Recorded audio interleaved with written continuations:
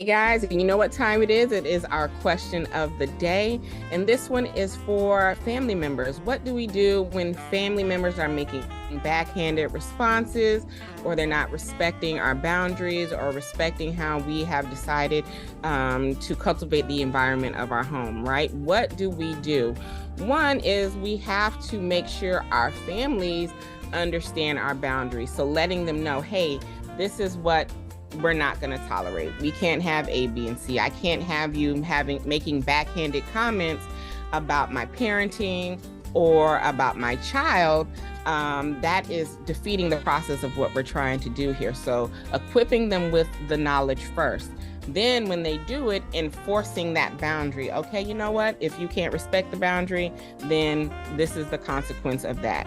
Making sure that that consequence is realistic for you to do.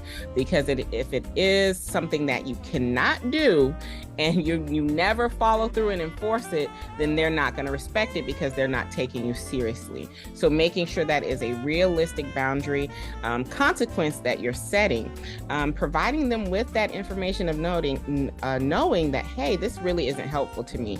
You're overwhelming me. You're frustrating me, right? So communicating with the family member and letting them know how it makes you feel when they do those things.